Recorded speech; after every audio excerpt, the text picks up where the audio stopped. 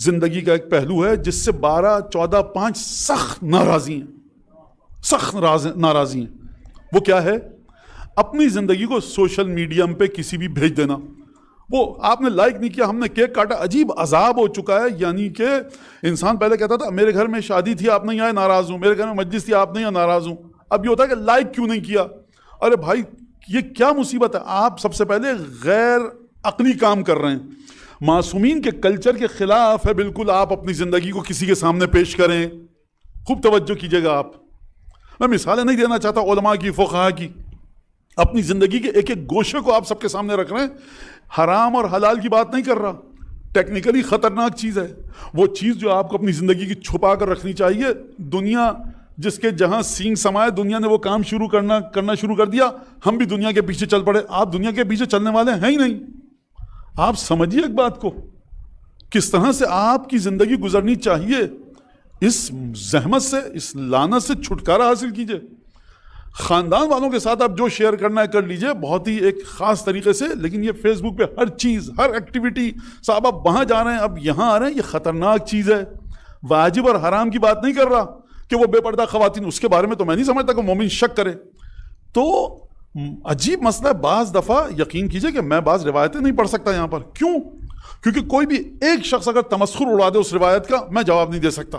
عجیب ششوپنج میں خود پڑھا رہتا ہوں کہ کس طرح سے وہ خاتون کہ جو چلنے کا انداز ائمہ نے معین کیا، زیور پہننے کا انداز معین کیا، پیر زمین پر کس طرح مارو معصومین معین کر کے گئے، نامحرم سے گفتگو کس طرح سے کرو معین کر کے گئے، محرم اور نامحرم کے درمیان ایک شرم و حیا، حجب و حیا کا پردہ باقی رہے، ائمہ معین کر کے گئے. ان خواتین کی تمام ایکٹیویٹیز کو میں اپنے گھر کی فیس بک پر انہوں نے یہ کیا، انہوں نے یہ کیا. اور پھر اس کے مولانا نماز روزہ سب تھا، نماز شب پر سرکار نہیں ہو سکتا. کتنی مضبوط اینٹ لگائیے آپ، جب تک پلستر اچھا نہیں ہوگا، جب تک رنگ اچھا نہیں ہوگا، یہ عمارت گر جائے گی. سمجھیے اس بات کو، مانیے اس بات کو. خوب توجہ کیجیے گا.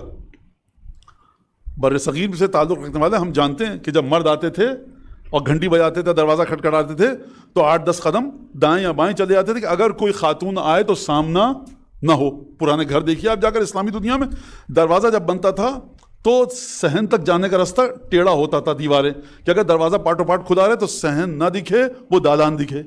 یہ کہاں سے آیا تھا کلچر؟ یہ لہٰذا یاد رکھیے، کوئی شیخی بھگاڑنے کی ضرورت نہیں ہے کہ آپ ہر ایکٹیویٹی کو اپنی فیس بک پہ ڈالیں گے صاحب ہم نے یہ کیک پکایا، وہاں جا کے ناشتہ کیا، وہاں جا کے کھانا کھایا. یہ بڑی مصیبت ہے. اور یاد رکھیے گا یہ جو روایات آئی ہیں ہمارے پاس کہ اس وقت تک ظہور نہیں ہوگا 12ویں آقا کا جب تک ماننے والے، اکثر ماننے والے 12ویں کا انکار نہ کر لیں. یہ ہوگا کیسے؟ یہ جادو کی چھڑی چلے گی؟ ہمیں نہیں پتا کہ ہم اس مرحلے پر جس کو روایات نے کہا ہے کہ 12ویں آقا کا جب تک ماننے والے انکار نہیں کریں گے، اکثر جو امامت کو مانتے ہیں 12ویں آقا کی، وہ لوگ جو مانتے ہیں وہ جب تک اکثر ٹھکرائیں گے نہیں امامت کو، اس وقت تک آقا کا ظہور نہیں ہوگا. تو یہ کیسے ٹھکرائیں گے؟ پہلے دن ٹھکرائیں گے، دوسرے دن ٹھکرائیں گے. وہ افعال اور اعمال آئیں گے جن سے امام نے منع کیا.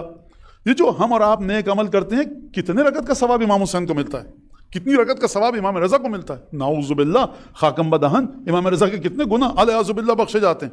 یہ سب میرے اور آپ کے لیے ہے کہ تمہارا ہم سے رابطہ نہ ٹوٹے.